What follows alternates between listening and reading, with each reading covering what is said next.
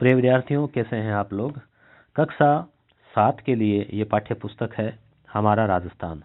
कक्षा 6, 7 और 8 के लिए नई पाठ्य पुस्तक जो है वो लागू हुई है इसी बार।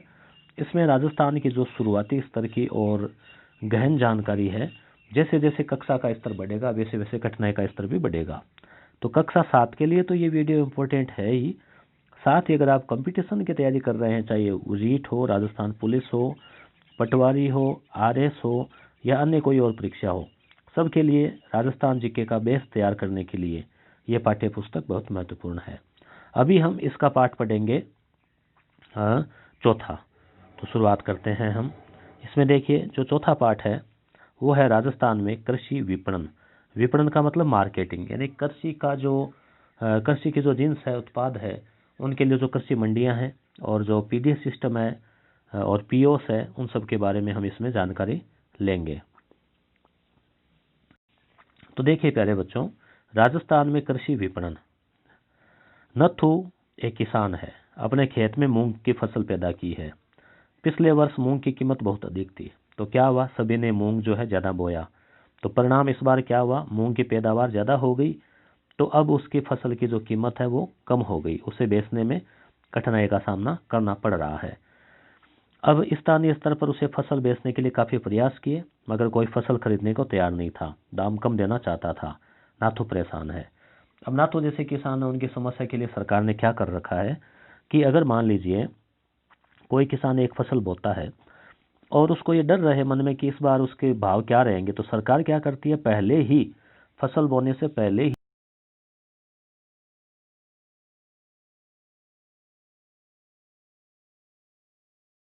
एमएसपी, यानी सरकार पहले तय कर देती है। फॉर एग्जाम्पल के लिए कि बाजरे के जो है मान लीजिए 1500 रुपये भाव तय कर दिए क्विंटल के, तो सरकार ने ये कह दिया कि इतने रुपए में तो सरकार खरीद लेगी, अगर इससे ज़्यादा कोई दे रहा है तो उसको बेच दे किसान, अन्यथा वो कृषि मंडी में आके इतने दाम में वो है सरकार को बेच सकता है।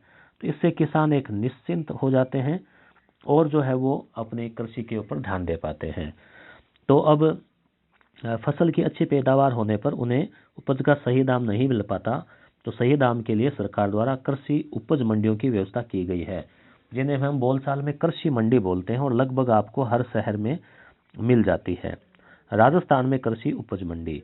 कृषि उपज मंडी एक बाजार है जहां पर कृषि उपज को खरीदा और बेचा जाता है। आप वहां अपनी फसल बेच भी सकते हैं और वहां से खरीद भी सकते हैं, परंतु यह सामान्य बाजारों से थोड़ा सा अलग है। तो इसमें क्या है मित्रों कि यह जो है सामान्य जो बाज़ार है उससे अलग होता है। इसमें कृषि जिन्स, यानी कि जो कृषि के जो उत्पाद है, यानी कि कृषि की जो फसलें हैं उनको जिन्स बोलते हैं। वैसे चाहे गेहूँ हो, बाजरा हो, इनको जिन्स बोलते हैं। तो उपज का उचित मूल्य दिलाने का प्रयास जो है वो इन बाज़ारों में किया जाता है, यानी कृषि मंडी में किसान को उपज का उचित मूल्य मिलता है। तो इसलिए ये जो नियम, ये नियमों पर चलता है, इसमें मनमर्जी के भाव नहीं हो सकते, इसलिए विनियमित बाजार भी कहा जाता है। बाजारों को विनियमन कृषि विपणन बाजार समिति द्वारा किया जाता है।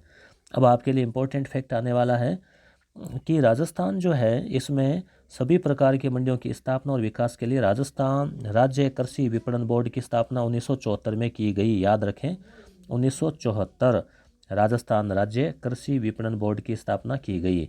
इन बाज़ारों में क्या होते हैं कि बिचौलियों से किसानों का बचाव कर उचित मूल्य पर उपज को बेचने की सुविधा प्रदान करते हैं।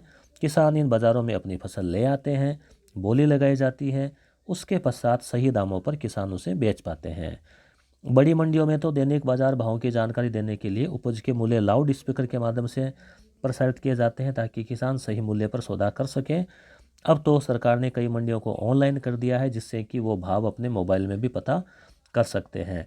बीच में क्या होते हैं, भाव तय करने के लिए किसानों की सहायता के लिए मंडी में आढ़तिये होते हैं। आढ़तिये कौन होते हैं, जो बीच में जैसे भाववादी जो लगाते हैं। कुछ आढ़तिये, जिन्हें कच्चे आढ़तिये कहा जाता है, किसानों की उपज को मंडी में बनी अपनी दुकानों पर बेच लेते हैं। मान लीजिए उनकी दुकान है, वो किसान से कह देते हैं कि आप हमें दे दो इतने में। किसान खुश है तो वो दे देगा, और वो क्या करेगा, दुकानदार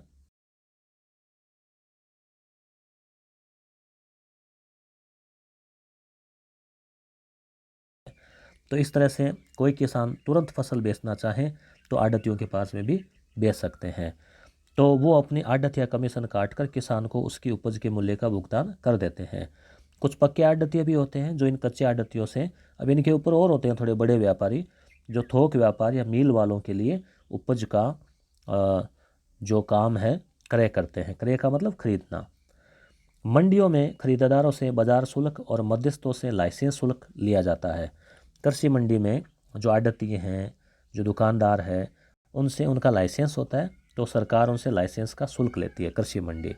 तो इन शुल्क मंडियों की आय होती है इससे, और इसका प्रयोग किसानों के लिए अन्य सुविधाएं देने के लिए किया जाता है। कृषि मंडियों में कई कई जगह पर किसानों के लिए भोजन की सुविधा भी होती है। ये मंडी का चित्र है। कौन कौन सी सुविधा दी जाती है पता लगाइए। राज्य में नियमन के लिए कृषि जिन्स, जिन्स का मतलब उत्पाद, जैसे अनाज, दलहन, तिलहन, कपास, लघु वनोपज, वन से उत्पन्न चीज़ें आदि को अधिसूचित किया गया, लिस्ट बनी हुई है। और ध्यान रखें, राजस्थान की जोधपुर मंडी जीरे के लिए, यानी जोधपुर जो मंडी है वो जीरे के लिए प्रसिद्ध है, और कोटा की रामगंज मंडी धनिया और मेथी के लिए विश्व प्रसिद्ध है। आपके क्षेत्र में किसी मंडी में जाइए और वहाँ होने वाले क्रियाकलापों को देखिए और चर्चा कीजिए। आपने भी देखी होगी कृषि मंडी। तो कृषि मंडी में किसान को क्रेता खरीदार नहीं मिलते तो किसान को चिंता करने की आवश्यकता नहीं है। ऐसे में सीधे सरकार द्वारा उपज को न्यूनतम समर्थन मूल्य यानी MSP, मिनिमम सपोर्ट प्राइस, पर किसान से खरीद लिया जाता है। जो सरकार पहले तय कर रखी होती है उतने में तो किसान आराम से कभी भी बेच सकता है। इस प्रकार सरकार द्वारा किसान को उसकी उपज का सही मूल्य दिलाने का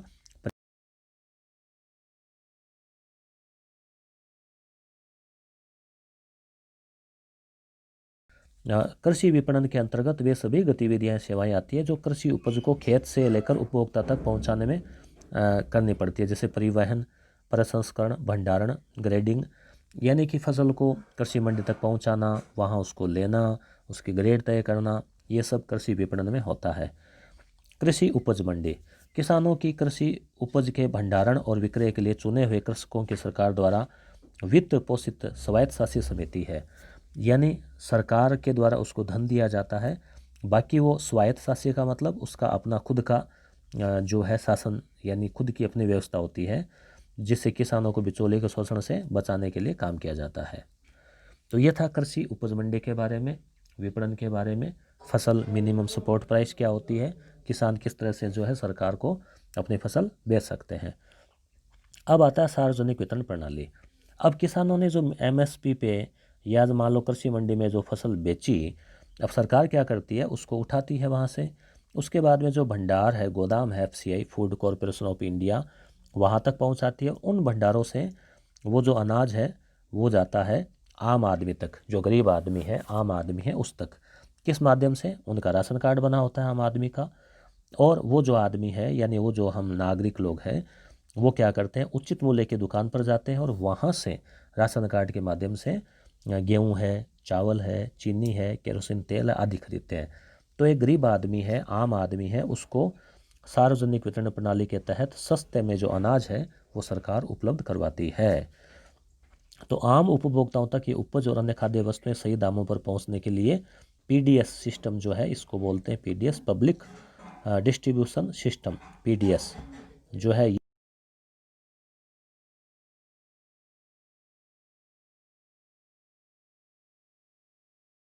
किया जाता है।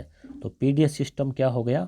रियायती मूल्य पर खाद्यान्न का वितरण, जिसमें अलग अलग योजनाएं होती है। एक APL के लिए, सामान्य व्यक्ति के लिए, एक BPL के लिए, गरीब के लिए, और एक सुपर चयनित के लिए और सस्ता 2 रुपये किलो, 1 रुपये किलो, और उचित मूल्य की दुकान, सरकारी दुकान, जो चावल है, चीनी है, मिट्टी का तेल है, गेहूँ है आदि उसमें दिए जाते हैं। इससे तो आप अच्छी तरह से वाकिफ़ होंगे। ये उचित मूल्य की दुकान का चित्र है, जहाँ आजकल क्या है, एक मशीन आ गई है जिसमें अंगूठा लगता है। इससे क्या है, फर्जीवाड़ा रुक गया है, और जो लाभान्वित जो व्यक्ति है उसी तक जो है वो सामान पहुंच पाता है। तो इसको POS सिस्टम बोलते हैं, POS, पोस्ट सिस्टम। तो इसमें इनका एक नेटवर्क स्थापित है जहां पर जिम्मेदारी सरकार की है, और इसमें गेहूं, चावल, चीनी, केरोसिन आदि चीज़ें मिलती है। और ये POS का पूरा नाम है point of sale. Point of sale machine के द्वारा बायोमेट्रिक, यानी अंगूठे का जो है ना वो फिंगरप्रिंट, उसका सत्यापन होता है, जिससे कि भ्रष्टाचार, कालाबाजारी भी रुक गई है।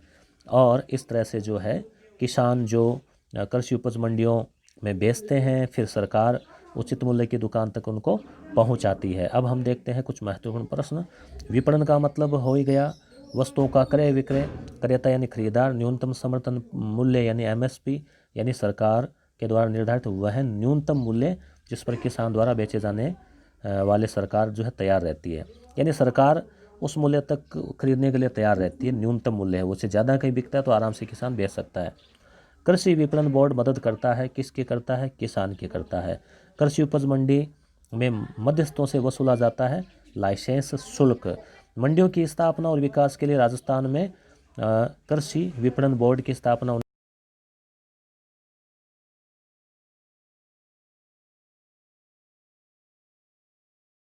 में नियमन के लिए किन कृषि जिनसों को अधिसूचित किया गया है?